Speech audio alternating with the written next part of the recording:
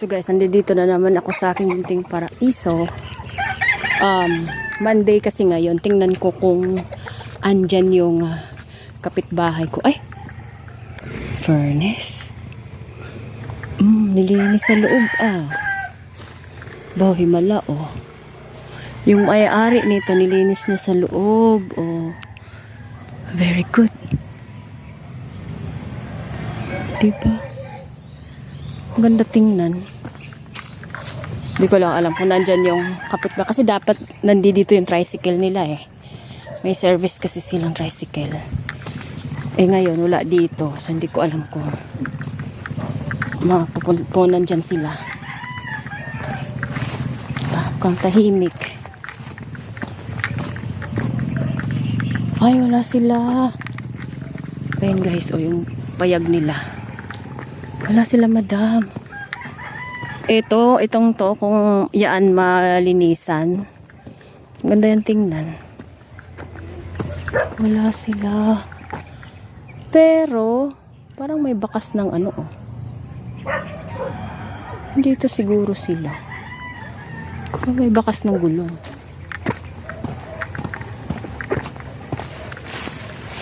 So, ang aking entrance, narangan na naman, Kailangan ko na naman ng tawag dyan, talpas-talpasin.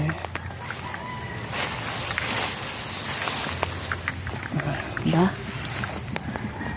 So, pagpasok mo dito sa entrance, siyempre bubungad sa akin yung lugbate. Ayan. Ito yung huli kong project. Landscape ako dyan. Kaya lang, kailangan kong maghakot ng bato. Siyempre, may mga butas ako dyan kasi meron din akong itatanim dyan. At ang ating kamatis na dalawa, okay, nandyan pa sila. At, nahihiwagaan ako dito sa na to. Sitaw na to. Hindi ko alam kung siya.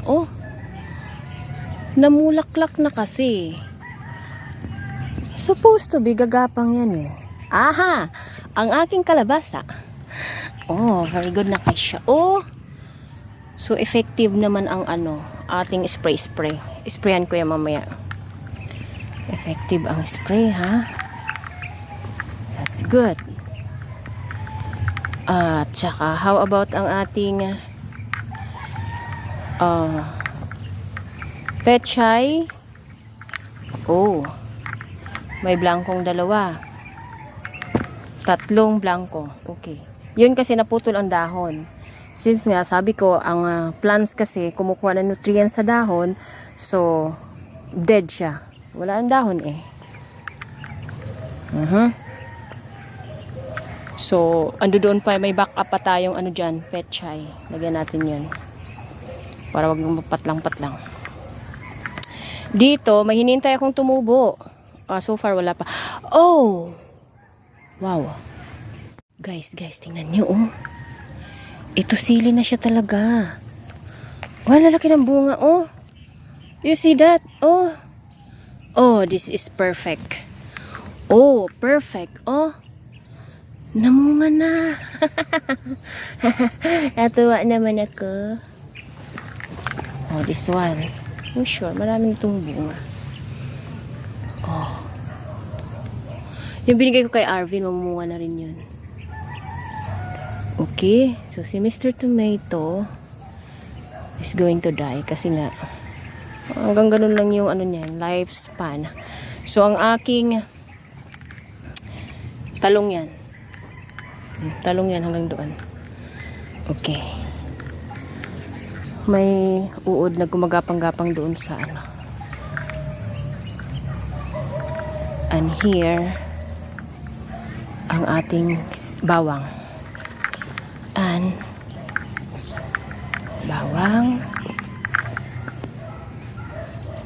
Ating kangkong, at saka syempre nandoon ang sibuyas. Ayan Ayan. Sibuyas yan. At ang ating papaya, munga na sila. Ay, namunga na, malaklak pa pala. Diba? So, This one, kasing tangkad ko na siya. Ang bilis ng pangyayari. Oo, namulaklak na siya. Oo. Wow. Doing good. Yung mga papaya, they're doing good. Oh, so very perfect. Perfect. It's so perfect. Dito, nawala na talaga yung rambutan. Wash out na talaga siya. Yan kasi, compare dyan, syempre yan malaki na. Eto kasi, nung kinuha ko yan, bansot siya talaga. Kaya ganyan yung tsura niya. Okay. So ngayon, isprayan natin sila. Kasi may dahon, may talbos kasi na bagong silip. So ngayon, kailangan natin silang maisprayan para ang hindi maagad ng mamaya maamoy ng uod eh. Sabihin, this is fresh. Oh, kainin niya yun. So mga guys, ang aking alugbati, lalaki ng dahon. Parang palad. Ba?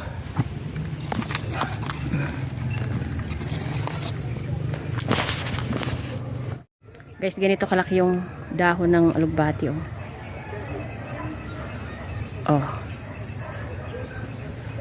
Isang mukha ko. Diba kasi lapad na mukha ko. Ayun po. Ang dami nila. Nalaki ng dahon. So ay ayusin ko siya kasi gumagapang na siya kung saan saan. Lagay ko yung doon. Lagay ko tong phone dito. So mga guys, nandito tayo sa ating garden ulit. Siyempre, pag umuulan kasi, mas na-excite akong dalawin sila kasi nga malambot yung lupa at saka siyempre, tinitingnan ko kung napano na sila kasi nga minsan kasi binabaha. Ngayon, hindi naman ganun ka lakas ang ulan. So, tama lang sila mabasa. Ngayon, ang gagawin ko kasi nga, ang ating alugbati doon, gumagapang na siya, kumbaga beating the boundary na siya doon kay Madam. Yan. May iba kasing may-ari dyan. Naitanim din siya doon sa kabila pero hindi naman ganun kadami. Natin siya, papasok natin ulit dito yung mga makukulit nating alugbati.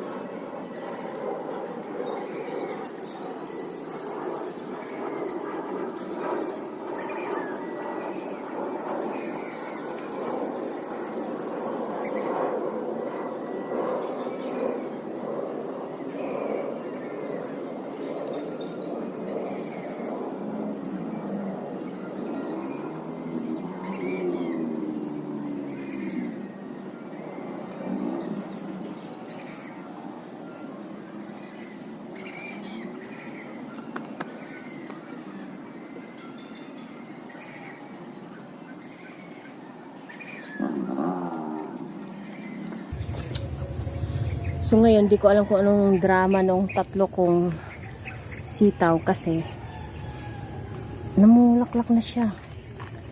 Feeling ko hindi siya gagapang. Kung sitaw ba yun o bagyo beans? Parang ganun. Guys, mag-spray naman tayo. Medyo sumikat na yata ang araw. Mag-spray naman tayo ngayon.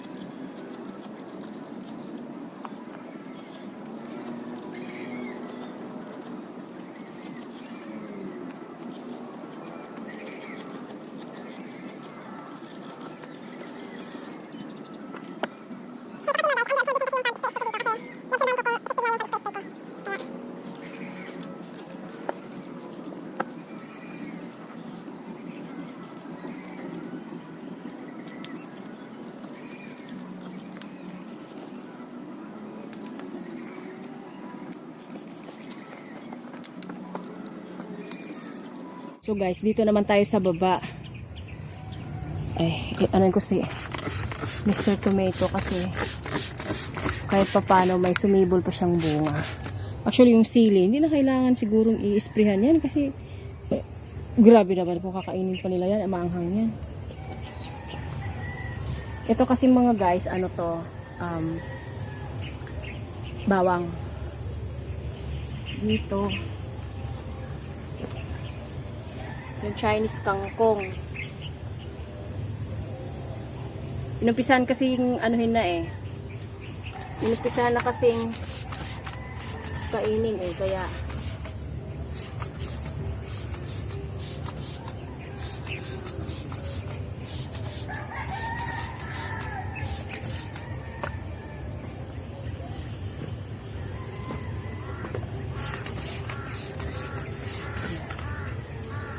so yung iba hindi na nila gagalawin yun.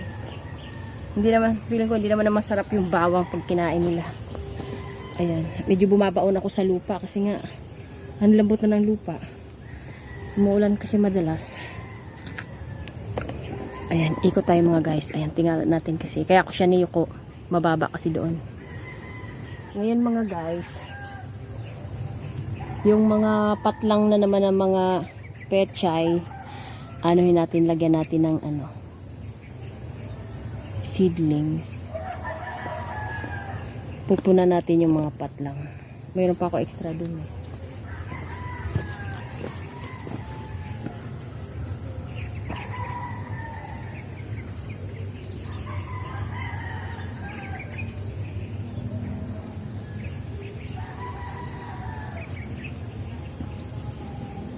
Siya dapat kompleto yung butas eh.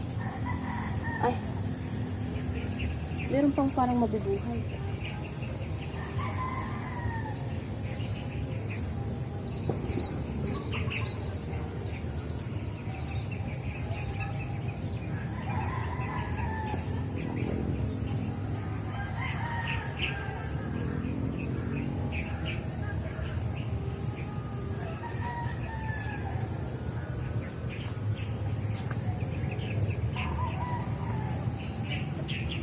Meron pang parang mabubuhay.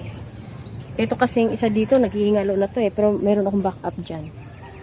Para yung hindi mabakante, yung hindi mapatlang yung ano nila butas. Hello mga guys! Hapon na, magagabi na pala. So ngayon,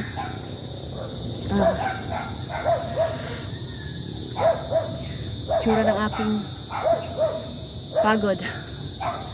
So ngayon, tayo magti-take off na kasi syempre uwi na tayo, padilim na at saka nangangati na ako, sobrang kati ang aking bilbil oh.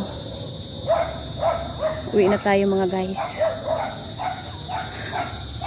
Ang sarap naman tumambay dito at saka magpapapawis kasi parang lahat ng mga tulog mong dugo nagsisirculate.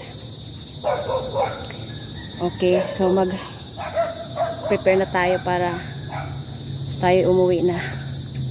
So salamat mga guys sa pag sama sa aking garden journey. So far maganda na yung outcome ng ating mga sili kasi yun nga, may nakita na akong mga bunga. Syempre mamumunga pa yan at saka hindi naman sila lahat sabay-sabay. So meron pang mga bagong tubo. Pero dun banda yun nga, hinihintay kong yung repolyo yata yun o tama, repolyo kasi nandun na yung buhay na yung pechay natin. Kung hindi makabalik, kung hindi ako syempre bukas may lakad ako, sana kung hindi ako makabalik sa susunod na araw, syempre I'm sure sa susunod. So mga guys, maraming salamat. May muning dito. Hi! Baka ikaw baka inano mo yung pananim ko hindi naman. Okay, good girl ka. Binubunot mo yan dyan. Okay. Bye mga guys. Bye. Bye-bye.